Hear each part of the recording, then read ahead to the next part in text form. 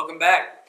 Today this is Johnny's favorite day of the year. It's Valentine's Day. And not only is it Valentine's Day, it's Thursday. So that's Throwback Thursday. So we have been getting a ton of people writing in and sending us stuff, email and comments on our YouTube stuff about maybe not using as much rotary. People that are getting started. So we're going to do just a super basic fly. And one of the other questions I've been getting a lot is how a lot of people are just getting into tying.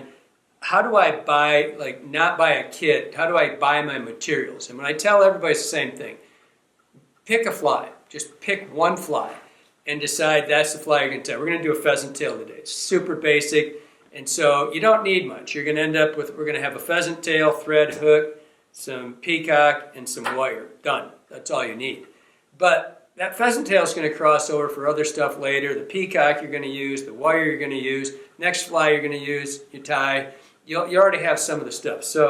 But the most important thing was people were asking mostly about just a little bit more, basic stuff. And so we're going to do pretty much, this is about as basic as it gets. And it's the nice thing about this fly is it's going to give you a lot of just regular, turning the materials with your hands. I'm not going to use the rotary at all today.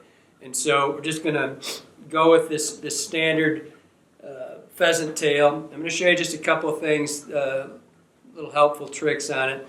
I'm going to start out, I'm going to use we have no idea what the name of this hook is because it's 0002. So I don't know if it's a 2 or a double-aught 2 or whatever. This is Umpqua's U-Series hooks. I'm going to use this. I use a lot of dry fly hooks on my nymphs. I don't. And again, when you do this, we get a lot of questions about hooks. And a dry fly hook is simply a lighter wire hook. And I kind of like the idea that, because I use lead to get the fly down, I like the idea of it being light and moving around a little bit down there. So I generally do my own. If you want to use wet fly hooks, they just sink a little quicker. That's all there is to it. And so it's a little lighter wire. It's a 002. I'm going to do it on a 12. The body, the tail, the legs, and the wing case are all going to be pheasant tail. And the cool thing about pheasant tail is if you want to do a lighter series, you want to do a purple one, if you're Johnny and it's Valentine's Day, you can just do pink ones, right? And this is a kind of a reddish one. But they're really cheap. You can buy, and you get a multitude of fly. You could tie 50 flies out of one tail like this. So, real economical. I'm going to use small copper. I got brassy here. I'm going to use small, and that's, again, generally speaking, you can have whatever size wire you like. The heavier the wire you are, the quicker your fly will descend, all right? I'm going to use it. I like the small just because the way I like it, just the way I like it how it looks. And the last thing for the thorax, we're going to use Peacock Curl. And so this is a really basic fly. On my thread, I'm using just a wine-colored 6/0 Danville. And so away we go. So I'm going to set this hook. And again, this is supposed to be a little bit of a basic a setup thing here for more of a entry-level fly tire. And so I'm going to go right through this. I like to see the hook. I like to set the hook. You never want to smash your hook tight when you tighten that down. You can actually break your hook. You won't know it until you get a fish on. Your hook will break right where you smash it. So all you want is that tight enough so your hook doesn't move. All right. I like to see the gouge, which I'm not sure you can see that. Maybe if I put this behind it, something white. The gouge is the barb. I like to be able to see that. I don't like these hooks set way in where you can't see your hook point, so you just leave your gouge so it shows right there.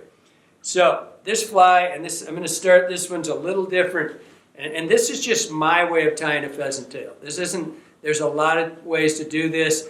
I would encourage you, if you want to see some really, really cool stuff, look up Davey McFeel's stuff on how he ties his original Sawyers. It's really cool because he did them all with wire. But there are so many tutorials out there, and most of them are pretty dang good. But this is going to be how I do it. So this one, I'm going to start my thread. Before we go, I'm going to, for those of you over 30, because I just hit 30 20 years ago, 30 years ago, I start this one. Usually I don't start my thread like this. I start this one right where I want the head. And so I'm going to work this fly. This is a mayfly, and it's going to be set up in thirds. And so I'm going to have 1/3 thorax, 2/3 abdomen. So, but to build I'm always harping about building tapers on my bodies. And so I'm going to take my copper wire. You know, I tied these in, and again, you can ad-lib. I like mine with gold, but I think traditionally they were done with copper, so I'm using copper. And so I'm going to take this copper wire and I'm going to put it on the back side of the hook, right here.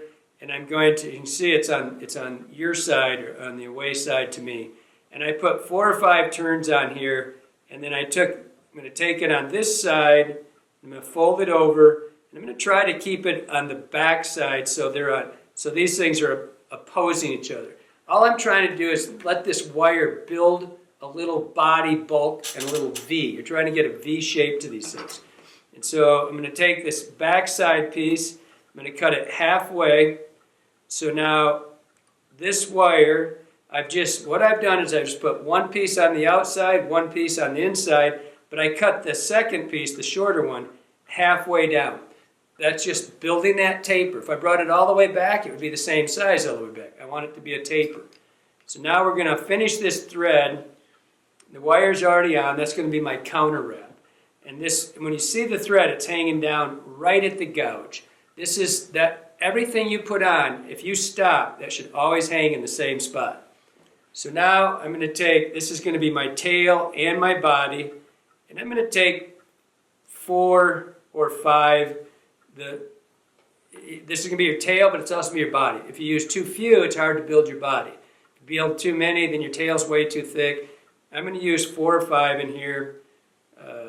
Didn't like that when I'm just looking at them. I didn't like, one had a big kink in it. So I've got 5 on this one. 5 fibers of this tail. So I'm going to take this and I pull them off to the side, and now we're going to measure. So I'm going to take this and I want it to be the length of the overall body, not the overall hook, the overall body. And so this is just a tail, and the tails do several things. One, they imitate the tail, but they also stabilize the fly in the water so it doesn't just sink with its way up like this. It just kind of keeps them balanced. And so I'm going to come in here, I'm going to switch hands, I'm going to take a pinch wrap, put it right between my finger, my thumb and my forefinger, and I'm going to do 2-3 turns max.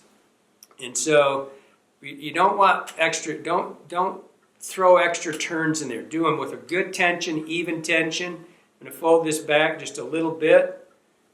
I just lost one, I broke one of those off, it's all right. And now I'm going to move forward, and I'm kind of covering, as you notice, I'm making nice even turns. And what I'm trying to do is keep my thread the same distance from here to here, and not shortening and lengthening. You keep the tension in your hand, so you're not letting the thread go. What you don't want to do, especially for beginner tyers here, don't get way down like this and oh crap, and then pull up and start over. Try to keep this thread, I'm going to undo that a little bit. So try to keep your thread so it's at the same distance no matter what. So you're letting a little bit out every time on your hand, and you're getting your tension on your finger here against your hand. And we're going to take this and we're going to take it just a little past the 1/3 point, or 2/3 point, the abdomen. And so I'm going to build, that'll build a little bit more bulk, but I want to end up with 2/3. And so when I set, you'll see when I set the wing case what I'm talking about. All right, so now this is a little different. We're going to, because we're going to counter wrap this, we're going to wrap this backwards. Generally your materials go clockwise or away from you. On this one we're going to come at ourselves, we're going to go counterclockwise. Stop moving around there. So I'm down, I've got four strands. I lost one of those strands. So this first one I want to wrap, I'm wrapping a little bit back over because I want to cover up everything on the back. And I'm just going to come at myself. And again, I started with the tips of that. This is going to get a little bit thicker as I move forward, which is what we're looking for. We're trying to build this taper. And I'm just reaching around, grab it with my hand, my left hand. I'm coming around every time. Just try to keep a hold of all of those materials. If one slips on you, put your finger on top of it and it'll stop and you grab a hold of it again. So now I'm just going around, okay? And I'm about, you can see I'm about to the 2/3 mark. I'm starting to run out of material. I'm going to give it one more. Now you got to make sure, I'm running out here. You got to make sure that you secure this. You just reach over, let it fall right over top, twice at least, because you're bringing it to you. When you put that thread on it, you're actually going to push the materials away from you and loosen your body. So you're making sure that you have 2 good wraps before you let go. Excuse me. Now we're going to cut this excess off. I was telling Jeremy a minute ago, it's probably been 30 or 35 years since I've not used my rotary. I mean, I'm so used to rotaries, so this was kind of fun. I tied 2 or 3 flies before to make sure I could remember how to do this. But we get a lot of questions, what if we're not doing it? So I'm not using the rotary at all. So now I'm going to go, I did the last one, I did the body coming at me, and what this counter rib is doing is this, I'm going to shoot for 4 or 5 turns in here, and I'm just doing nice even wraps. You go from one hand to the other, transferring, and I'm going to go forward 3 or 4 there, just break that off. Use that for a little bit of bulk on our body. We can cover that up in a second. And so what I'm going to end up with is 2/3 here. What that wire did, we wrapped the first one this way, the second one went over top. It's called a counter rib. And so that makes it pretty indestructible. It's not going to fall apart. And so now we're going to tie in our legs and our wing case. And I'm going to go for 6 legs here. And you know, if you got 7, big deal. If you got 5, you're going to have 2. But what this is going to end up being is we're going to end up with legs on each side. So I'm going to tie my legs in. I'm just going to show you this. And I'm not sure how everybody else does this, but that's how I do my own. And so I'm going to take the tips of this, I'm going to turn it around. Now the tips, the top up here, I'm going to tie this in. I'm going to advance my thread to where I started my thread and I left room for the head. And that's why I said in the beginning that I start it right here. I leave room for 3 or 4 turns of threads. And so you should have a bare hook up front. We're going to take this and we're going to set this material. Before you go too far, you've got to, when you've done a few, you'll be used to how you want to set them and you'll know exactly how long you want these. But before you do that, kind of fold them back and just see, are they way back past the body? Do they come way back here? You don't want them to go too much. They want to be about the length of the body when you fold them back. All right? And so just take a double check. Don't go forward. Try to tie it in with still leaving room for your head. And now we're going to cover up nice, clean, and I harp on that constantly. Nice, clean wraps. Don't, just because you're not going to see it, don't race through it. Get on the stuff and make nice, clean wraps. And what you're doing is you're practicing your art. You are learning control of your materials. You're learning control of your buildup underneath. And everything you do has a purpose. If you just go like this, you're going to have a loose body. And it's not going to look good. Your product's not going to finish out the way you want it. So I'm going to come back here. And what I'm doing is I'm just looking, is that where I want my wing case? You want them to be, I'm going to work on 1/3, 2/3 here. And so I'm just looking, and I told you I wanted probably 4 or 5 turns underneath here. And so there I'm going to pull this forward and look and say, yeah, when that's done, it's about 1/3, 2/3. That's all you're doing. You're looking for consistency. All right? Now I'm going to take 2, you can use however many you want, 2 or 3 of these. You don't want to have a ton of bulk. And I'm going to show you 2 ways to do this. All right? Generally speaking, you want the thorax to be about 30% thicker than the abdomen. If you take one of these and you look at it, is that right in the film there? You can see, I was trying to just show you that the abdomen back here and the thorax is the front third. It's just fatter. And so we're going to build a little bulk with this. And I'm going to show you 2 ways to do this. I'm going to tie this in, and again, I keep talking about tapers. Too far forward there. All right, I'm going to build this little bit of bulk right there. Every time I said earlier, everything has a purpose. And so I'm going to use this as my bulk, and I'm going to show you 2 ways to do this. But honestly, in the traditional sense of the way to do this, to put your hackle in, you wrap this around you wrap this peacock curl around your thread. And you wrap it nice and tight, and you keep building, building, building. You know, I never really did that. And so, because it's just an extra step, and I really don't have problems with these things coming undone. And so but if you want to, just wrap it around, then you'd wrap your thread forward. So I'm going to do it just how I always do my own. I don't need to half hitch because I'm not using a rotary. And so now I'm going to take the two of these peacock curls, and I'm just going to, and I want to show you something. I have one of these. I still like to wrap these a little bit around so they don't split. I have one of them that doesn't have really good, doesn't have a lot of the fibers on it, and it's kind of fighting me. So I'm just wrapping these as I go forward. Oops. I'm going to undo this. I didn't get that wound tight enough. I'm going to do this one over the top, and that one fiber, that one I've got, has got very little hurl on it. I should have looked at that a little closer. And every time I go around, it doesn't want to, I'm not seeing any of the fibers. We're going backwards in time right now. It's a good thing to do, though. I grabbed that and I was talking and I didn't look. And one of these fibers, you can't really see it, they've got this little fuzz stuff on them, right? The actual hurl. This one's almost bald on the one side. And so I'm going to grab two that are you want them, I swear when I was a kid this stuff was so big you had to trim it. But I think I was just enjoying a little fantasy because it's hard to find the good stuff. And so what I'm looking for is this, I don't know if you can see that or not, but it's the iridescent part of the hurl. And like I said, the one I grabbed, I didn't look at it, the one I grabbed had virtually no, that one's the same way, almost no hurl on it whatsoever. Okay, back we go. So we'll do that all over again. That was fun anyway. So I'm going to tie these in.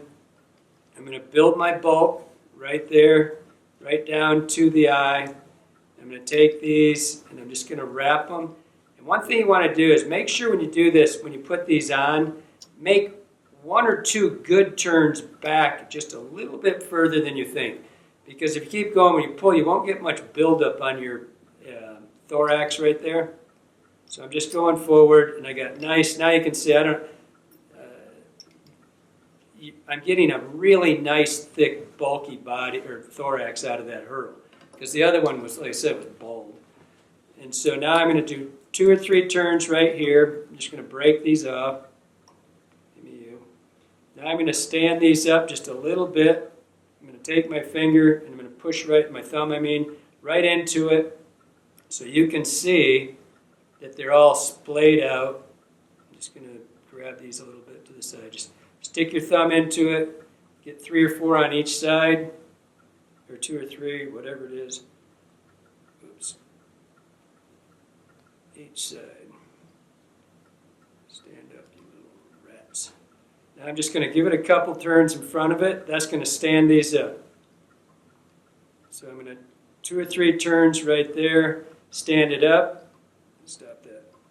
I'm going to pull the wings back, the wing case forward. Pull the legs back. What you're going to see is that's going to automatically separate those legs out. And so it's super simple. You left room in the front. Pull that back so you know that you still can see the eye of the hook. Come in here, cut that nice and tight. And right now, I hit something, I don't know what, and I frayed my thread a little bit, so I'm just being a little careful right there. I can see it fraying. Now I'm going to do a 3. I like to learn to count the head, the wraps. So I did 3 turns. That's what I like on this size fly. It's a 3-turn head. I come in here, cut that off, and just make sure that your legs are off to the side nicely. And so, beautiful. You got a little wing case. You split your wing case. Everything's good. You got a thick thorax. Now, what you've done, you've set your legs in advance, and so they're split. The wing case is holding them apart. The thorax is holding them apart. You've got a nice clean tail, everything. It's a super easy tie. If you do a dozen of these things because you're learning different ways to turn your body one way, you counter-ribbed it. If you learn to do this fly and you can tie 5 of these in a row that look the same, you will have just taken another step forward. It's not a complicated tie. It's a great fishing fly. I mean, boy, there's a lot of people that fish very little else but pheasant tails. You can do them in 2 or 3 colors, real simple. The fly is real fishy. It's a really good learning fly, and it fishes. So, hope that helped you out. Thanks.